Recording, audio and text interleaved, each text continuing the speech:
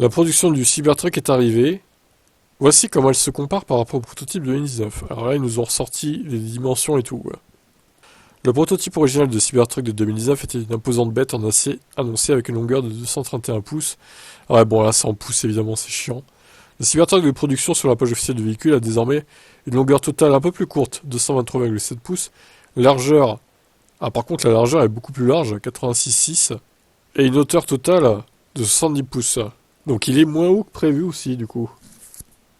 Étant une camionnette, il est pertinent que le Cybertruck ait une charge utile décente. Le prototype original était répertorié avec une capacité de charge utile de 3500 livres. Lors de l'événement de livraison, Elon Musk a noté que le véhicule avait désormais une capacité de charge utile de 2500 livres. Musk n'a cependant pas précisé si la capacité de charge utile de 2500 livres était standard pour toutes les variantes du Cybertruck. Ça par contre c'est un point négatif. La charge utile qui est 1000 livres de moins que prévu. L'autonomie. En 2019, Tesla a annoncé que le Cybertruck aura une autonomie de plus de 250 miles pour la version RWD, de plus de 300 miles pour la version dual motor et de plus de 500 miles pour la version trimotor.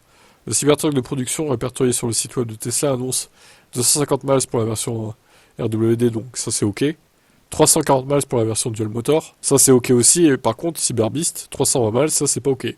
Tesla a répertorié une option d'extension d'autonomie, avec le prolongateur d'autonomie, qui fait à peu près 50 kWh. Donc ils ont rempli l'objectif de l'autonomie pour les deux versions les moins chères, par contre la version la plus chère, bon bah c'est raté. C'était peut-être un peu optimiste. D'ailleurs ça me fait me dire qu'au final le Roadster 2 là, qui était annoncé avec 1000 km d'autonomie, ils n'y arriveront pas non plus. Ça sera genre 800 km, pas plus quoi. En 2019, la variante RWD originale était répertoriée avec une capacité de remorquage de 7500 livres. Le dual moteur était répertorié avec 10 000 livres. Trimotor, 14 000 livres. Le Cybertruck de production est actuellement répertorié avec une capacité de remorquage de 7500 livres pour la version RWD et 11 000 livres pour la version dual motor et Cyberbeast, qui ont les mêmes capacités du coup.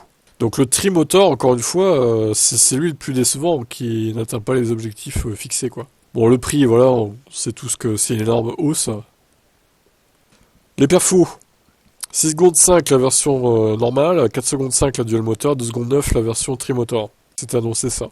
La VMAX 110 qui est miles par heure pour le Cybertruck RWD, 120 miles par heure pour le dual motor, 130 miles pour le Cyberbeast. Donc là, même chose, c'est la même chose pour la version en propulsion. C'est un peu mieux pour la dual motor et c'est mieux aussi pour le Cyberbeast. Les VMAX sont similaires également.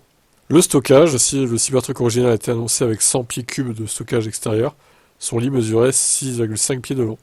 Lors de l'événement de livraison, Musk a noté que la camionnette entièrement électrique dispose désormais d'un lit de 6 pieds de long, 4 pieds de large. La page officielle de Tesla pour le Cybertruck mentionne également que le véhicule dispose de 67 pieds cubes de stockage verrouillable. Ce qui est loin des 100, du coup. Tesla a noté que le Cybertruck avait connu des changements alors qu'il s'est dirigé vers la production. La taille du véhicule a définitivement été affectée, tout comme la capacité de stockage de la camionnette.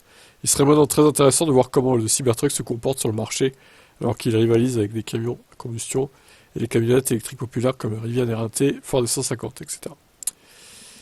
Bon, voilà. Globalement, c'est moins bien qu'en 2019. Même si, bon, tout n'est pas négatif non plus.